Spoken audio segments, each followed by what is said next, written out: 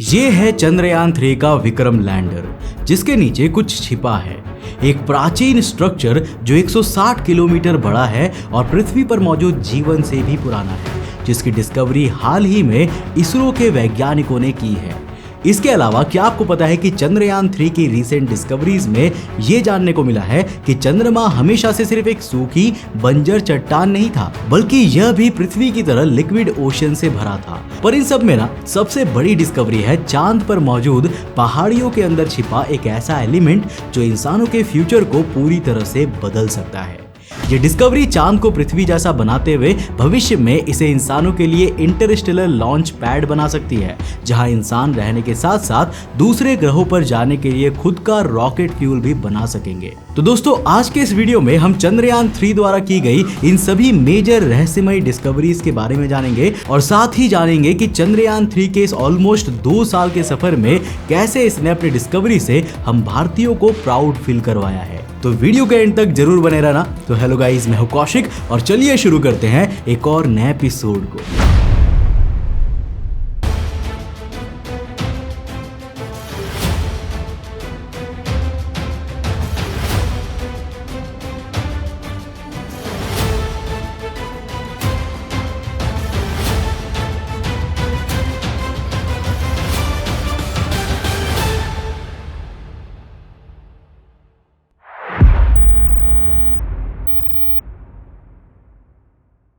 16 जनवरी 2025 जब हम भारतीय अपने रोजमर्रा के कामों में बिजी थे, तब समुद्री सतह से 400 किलोमीटर ऊपर पृथ्वी की कक्षा में 2 भारतीय सैटेलाइट्स तेजी से एक दूसरे की ओर बढ़ रहे थे। इसरो हेडक्वार्टर्स में बैठे वैज्ञानिकों की सांसें कुछ सेकंड्स के लिए थम जाती है और फिर बूम, 2 में से अब सिर्फ एक सैटेलाइट बचा है।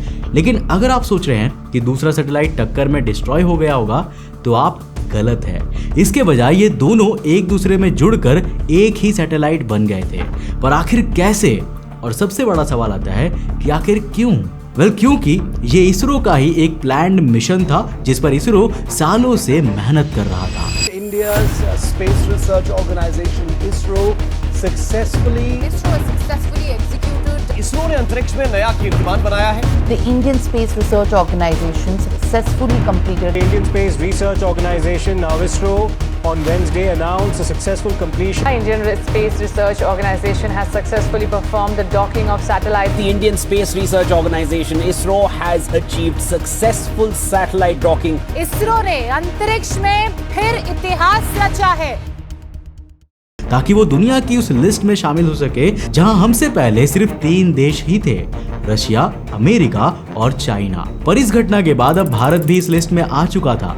लेकिन आखिर ये मिशन इतना जरूरी क्यों था? तो दोस्तों, ये था इसरो का स्पारडेक्स यानी स्पेस डॉकिंग एक्सपेरिमेंट मिशन, जिसके अंतर्गत भारत में ये टेक्नोलॉजी डेवलप और डेमोन्स्ट्रेट की गई है कि वो भी स्पेस में छोटे छोटे टुकड़ों को जोड़कर एक बड़ा स्ट्रक्चर बना सकता है, जो कि एक ऐतिहासिक उपलब्धि थी। लेकिन उस दिन फिर कुछ अजीब होता है। प्रधानमंत्री नरेंद्र मोदी ने एक्स पर वैज्ञानिकों को बधाई देते हुए लिखा, ये भारत के अंतरिक्ष अभियानों के लिए एक महत्वपूर्ण उपलब्धि है, जो भविष्य में हमारे महत्वाकांक्षी स्पेस मिशनों का आधार बनेगी। लेकिन आखिर ये सफलता इतनी महत्वपूर्ण क्यों थी?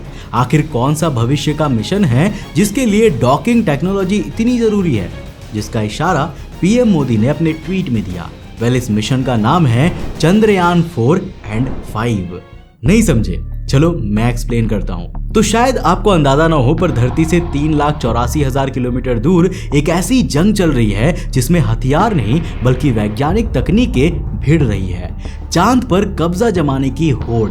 दुनिया के सबसे बड़ी इकोनॉमी अमेरिका, चाइना, रशिया और अब भारत चांद पर मौजूद रहस्यमय रिसोर्सेस और मिनरल्स को पाने के लिए पूरी ताकत लगा रहे हैं, क्योंकि चांद पर कब्जे का मतलब है इंसानों को पृथ्वी और अंतरिक्ष से ब्लॉक करने की ताकत, बिल्कुल एक मिलिट्री बॉर्डर की तरह। नासा पहले से ही तेजी से इस पर काम कर रहा है। उनका आर्टिमस मिशन चांद पर एक परमानेंट कॉलोनी बनाने के लिए है, जहां इंसान पहली बार लंबे समय तक चांद पर रहेंगे। चाइना अपने तियांगोंग स्पेस स्टेशन के बाद अब चांद पर अपना खुद का बेस बनाने की तैयारी कर रहा है। स्पेसएक्स का स्टारशिप इंसानों को चांद और मंगल ग्रह तक ले जाने के लिए तैयार हो रहा है। लेकिन इस रेस में अब एक नया दावेदार तेजी से ऊपर उठ रहा है, वो है भारत। चंद्रयान 4 के लिए भारत की इस स्पेस डॉकिंग टेक्नोलॉजी की सफलता सबसे बड़ा कदम था, क्योंकि चंद्रयान 4 का मिशन केवल चांद पर लैंड करना नहीं था, बल्कि ये वहां की मिट्टी और चट्टानों के नमूने इकट्ठा कर उन्हें वापस पृथ्वी पर लेकर आएगा।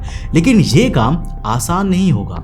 इसे संभव बनाने के लिए चंद्रयान 4 को अंतरिक्ष में कई बार डॉकिंग प्रोसेस परफॉर्म करना होगा, ताकि ये चांद से लौटते समय सुरक्षित रूप से अपने मॉड्यूल के साथ जुड़ सके और पृथ्वी की ओर यात्रा कर सके। लेकिन इस डॉकिंग टेक्नोलॉजी का सबसे बड़ा इस्तेमाल चंद्रयान 5 में होने वाला है, और इस मिशन के बारे में सुनकर आप हैरान रह जाएंगे, क्योंकि चंद्रयान 5 मिशन भारत के नक्शे को हमेशा के लिए बदलने की ताकत रखता है। और ये कोई मजाक नहीं है, क्योंकि इस मिशन के बाद पृथ्वी से बाहर भी भारत की एक कॉलोनी होगी।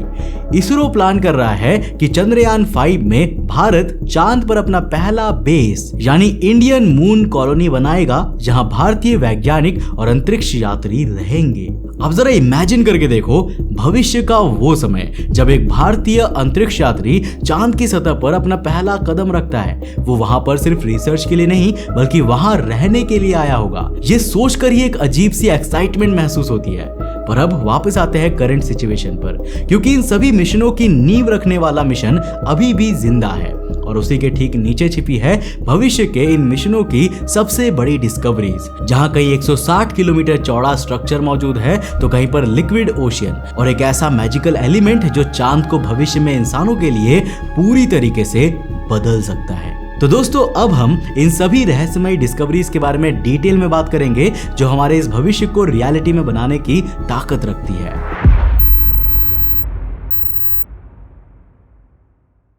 23 अगस्त 2023 जब चंद्रयान 3 ने चांद के दक्षिणी ध्रुव के इस पॉइंट पर लैंड किया, तब इसरो ने भी नहीं सोचा था कि विक्रम लैंडर के ठीक नीचे उनकी सबसे बड़ी डिस्कवरीज में से एक छिपी होगी। तो चलो एक एक करके चंद्रयान 3 की डिस्कवरीज की पूरी टाइमलाइन को समझते हैं। 24 अगस्त 2023 प्रज्ञान रोवर ने चंद्रमा पर पहला कदम रखा। जब प्रज्ञान रोवर ने पहली बार अपने पहियों से चांद की धूल को छुआ, तो किसी ने नहीं सोचा था कि ये इतिहास में दर्ज होने वाली खोज करने जा रहा है।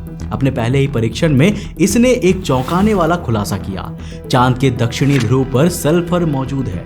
इसके अलावा चांद की मिट्टी में आयरन, कैल्शियम, एल्यूमिनियम, सिलिकॉन और टाइटेनियम जैसे इंपॉर्टेंट मिनरल्स भी मिले। पर आखिर सल्फर की खोज इतनी महत्वपूर्ण क्यों थी? वह सल्फर की चांद की मिट्टी में मौजूदगी इस बात का सबूत थी कि यहाँ पहले ज्वालामुखी विस्फोट होते थे, क्योंकि इसी प्रक्रिया में किसी भी सेलेस्टियल बॉडी में मौजूद मोस्टली सल्फर सतह तक पहुंचता है। लेकिन इसके बाद 27 अगस्त 2023 को चंद्रयान 3 के चास्टी इक्विपमेंट ने कुछ अजीब महसूस किया। इसने देखा कि चांद की सतह का तापमान दिन के समय में करीब 82 डिग्री सेल्सियस तक रहता है, लेकिन रात में -170 डिग्री सेल्सियस तक गिर जाता है। लेकिन सबसे चौंकाने वाली बात ना ये नहीं थी। असल में जब चंद्रयान ने चांद के अंदर 8 सेंटीमीटर गहराई तक ड्रिल करके वहां का तापमान रिकॉर्ड किया, तो वो सिर्फ -10 डिग्री सेल्सियस था, जो एक स्टेबल टेम्परेचर था। इसका मतलब ये था कि चांद की सतह पर तापमान भले ही कितना भी एक्सट्रीम क्यों ना हो, लेकिन उसकी गहराई में तापमान स्थिर बना रहता है। और यही वजह थी कि वैज्ञानिकों के मन में यह सवाल उठा कि क्या चांद के अंदर विशालकाय वाटर ग्लेशियर्स मौजूद हो सकते हैं, जैसा कि हमें पृथ्वी के पोल्स पर देखने को मिलते हैं।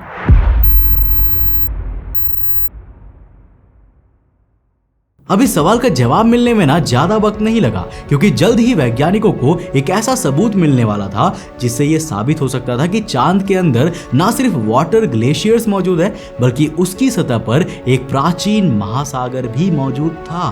30 अगस्त 2023 जब चंद्रयान 3 अपने APXS यानी अल्फा पार्टिकल एक्सरे स्पेक्ट्रोमीटर से चांद की मिट्टी की केमिकल कॉम्पोजिशन चेक कर रहा था, तब उसे वहां पर कुछ अजीब एलिमेंट्स मिले। ये एलिमेंट्स थे magnesium, aluminium, silicon, potassium, calcium, titanium और आयरन।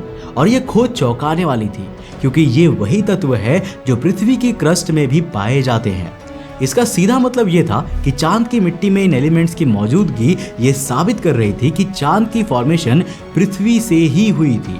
यानी चांद पृथ्वी का ही एक हिस्सा था जो आज से अरबों साल पहले किसी अदर प्लैनेट के पृथ्वी से टकराव के चलते अलग हो गया था। इसरो के वैज्ञानिक इस खोज से काफी खुश थे, लेकिन तभी उन्हें चंद्रयान 3 की रीडिंग्स में कुछ और अजीब दिखाई दिया। 31 अगस्त 2023 विक्रम लैंडर तेजी से हिल रहा था, लेकिन आखिर कैसे? क्योंकि उसके सभी थ्रस्टर्स पहले से ही बंद हो चुके थे। तो फिर उसे क्या और कौन हिला रहा था? वेल, जवाब था खुद चंद्रमा। क्योंकि चंद्रयान 3 के अंदर आने वाले ये वाइब्रेशंस चंद्रमा पर आने वाले भूकंप यानी मून क्वेक्स के कारण हो रहे थे। और ये पहली बार था जब वैज्ञानिकों को एहसास हुआ कि चांद के अंदर भी पृथ्वी की तरह टेक्टोनिक एक्टिविटीज होती है। लेकिन इसरो के वैज्ञानिकों की हैरानी तब और बढ़ गई जब चंद्रयान 3 ने अपनी लैंडिंग साइट को स्कैन किया, क्योंकि विक्रम लैंडर के ठीक नीचे कुछ ऐसा छिपा था जिसने सभी को चौंका कर रख दिया था। तो दिसंबर 2023 इसरो और फिजिकल रिसर्च लेबोरेटरी के वैज्ञानिकों ने खोजा कि विक्रम लैंडर वास्तव में एक गहरे प्राचीन क्रेटर के ऊपर उतरा था। प्रज्ञान रोवर पर लगे नेव कैम से की गई रिसर्च के अनुसार ये क्रेटर 160 किलोमीटर चौड़ा और 4.4 किलोमीटर गहरा था। लेकिन सबसे चौंकाने वाली बात थी इसकी एज। इसरो की रिसर्च बताती है कि ये क्रेटर नासा द्वारा खोजे गए साउथ पोल एटिकन बेसिन से भी पुराना है, यानी ये 4 अरब साल से भी ज्यादा पुराना है। उस समय पर हमारी पृथ्वी बस बन ही रही थी और यहाँ पर जीवन का नामो निशान तक नहीं था।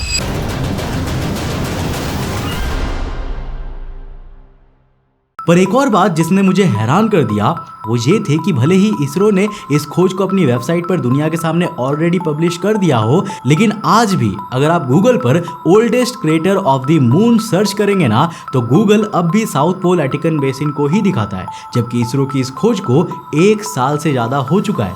अब आते हैं फरवरी 2024 में, और यही वो पल था जब इसरो के वैज्ञानिकों ने चांद पर प्राचीन लिक्विड ओशंस की मौजूदगी के सबूत दुनिया के सामने रखे। ये खोज भी प्रज्ञान रोवर के अल्फा पार्टिकल एक्सरे स्पेक्ट्रोमीटर यानी कि APXS से इकट्ठा किए गए डेटा के आधार पर की गई थी। इस दौरान वैज्ञानिकों को फेरोवान एनोर्थोसाइट नाम का एक स्पेशल लाइटर एलिमेंट मिला। ये पृथ्वी पर बहुत ही अलग कॉम्पोजिशन में पाया जाता है। लेकिन सबसे महत्वपूर्ण बात यह थी कि चांद पर यह एलिमेंट एक खास प्रक्रिया से बनता है जिसे प्लेजियोक्लेस फ्लोटेशन कहा जाता है। इस प्रक्रिया में लिक्विड लावा के साथ कोर से निकले हल्के एलिमेंट्स जैसे कि कैल्शियम और एल्यूमिनियम रिच मिनरल्स लावा के ठंडा होने पर क्रिस्टलाइज्ड हो जाते हैं और चांद की पूरी सतह इसी प्रक्रिया से बनी है। इसका मतलब था कि चांद की पूरी सतह उसके निर्माण के दौरान यानी 4 अरब साल पहले पूरी तरह से लिक्विड लावा से भरी हुई थी, जो आज चांद की ऊपरी क्रस्ट है। लेकिन ये तो बस शुरुआत थी, असली खेल अब शुरू होने वाला था, क्योंकि चंद्रयान 3 की सबसे रीसेंट डिस्कवरीज जो कि मार्च 2025 में पब्लिश की गई है, उसने ये साबित कर दिया कि चांद की सतह पर मौजूद छोटी छोटी ढलानों यानी कि स्लोप्स, जिन्हें आप मिनी माउंटेन्स कह सकते हैं, उनके अंदर वाटर आइस मौजूद है, खास करके उन स्लोप्स में जिनका इंक्लिनेशन एंगल 14 डिग्रीज के करीब है और जो सीधे सूरज की रोशनी के संपर्क में नहीं आते। ये खोज चैस्टी इक्विपमेंट द्वारा चांद की सतह और उसकी गहराई में रिकॉर्ड किए गए टेम्परेचर वेरिएशंस पर बेस्ड थी, और यही वो मिस्टीरियस एलिमेंट है जो चांद को भविष्य में इंसानों के लिए एक स्पेस कॉलोनी, एक फ्यूल स्टेशन और इंटरस्टेलर मिशन लॉन्च पैड में बदलने में मदद करेगा। अब ये लगभग कंफर्म हो गया है कि चांद की सतह के नीचे स्पेसिफिकली पोल्स पर वाटर आइस बड़ी मात्रा में मौजूद है, और इस नई डिस्कवरी ने यह भी बताया है कि शायद हमें चांद पर पानी निकालने के लिए गहरी ड्रिलिंग करने की जरूरत ना पड़े। यही कारण है कि 70 साल बाद एक बार फिर इंसानों की चांद पर जाने की होड़ शुरू हो चुकी है। और अब चंद्रयान 3 के इस ऐतिहासिक मिशन के बाद भारत अपने सबसे बड़े मिशन चंद्रयान 4 की तैयारी कर रहा है। बट एज एन इंडियन मुझे जो चीज सबसे एक्साइटिंग लगती है ना, वो है इसरो के फ्यूचर मिशंस, जो दिखाते हैं कि हम इंडियंस के सपने केवल चांद तक ही नहीं रुकते, बल्कि वो सोलर सिस्टम के अदर प्लैनेट्स और अंतरिक्ष की अनंत गहराइयों तक भी जाते हैं। तो साल 2035 एक भारतीय अंतरिक्ष यात्री चांद की सतह पर खड़ा है। उसके सामने एक चमकता हुआ बेस है जिस पर भारत का झंडा लहरा रहा है। चांद के धूल भरे मैदानों में यह पहला भारतीय स्पेस स्टेशन है, एक ऐसा स्थान जो अंतरिक्ष में भारत की परमानेंट प्रेजेंस का प्रतीक बन चुका है। ये सब केवल इमेजिनेशन नहीं है, बल्कि एक हकीकत बनने जा रही है। भारत अभी एक ऐसे मोड़ पर खड़ा है ना जहां से उसका स्पेस प्रोग्राम अपनी सबसे बड़ी छलांग लगाने वाला है। चंद्रयान 3 ने रास्ता दिखाया, लेकिन असली खेल अब शुरू हो रहा है। अब भारत केवल मिशन नहीं भेजेगा, अब भारत अंतरिक्ष में बसेगा भी, जिसमें हमारी अगली मंजिल है वीनस, पृथ्वी का जुड़वा पड़ोसी। ये मिशन 29 मार्च 2028 के लिए शेड्यूल्ड है। वीनस एक ऐसा ग्रह है जो कभी पृथ्वी जैसा ही था, लेकिन अब एक जलते हुए नर्क में बदल चुका है। वहाँ का तापमान 400 डिग्री सेल्सियस से भी ऊपर रहता है, इतना ज्यादा कि वहाँ पर सीसा तक पिघल सकता है और इसके घने बादलों में सल्फ्यूरिक एसिड की बारिश होती है। वैज्ञानिकों को लगता है कि वीनस कभी धरती जैसा रहा होगा, लेकिन आखिर वहाँ पर क्या हुआ जिसने उसे इतना भयानक बना दिया? इसरो का वीनस मिशन इस ग्रह के रहस्यों को उजागर करेगा। ये पता लगाएगा कि क्या वहां कभी जीवन संभव था, और अगर था तो वह कैसे खत्म हुआ। और इसके बाद बारी आती है उस मिशन की जिसके लिए मैं सबसे ज्यादा एक्साइटेड हूं, मंगलयान 2। क्योंकि इस बार इसरो केवल एक ऑर्बिटर ही नहीं बल्कि मंगल ग्रह पर एक लैंडर, रोवर और यहां तक कि एक हेलीकॉप्टर भी भेजने की तैयारी कर रहा है, जिसके जरिए इसरो मंगल ग्रह की सतह, उसके वातावरण और उसके जियोलॉजिकल हिस्ट्री को और बेहतर तरीके से समझ पाएगा।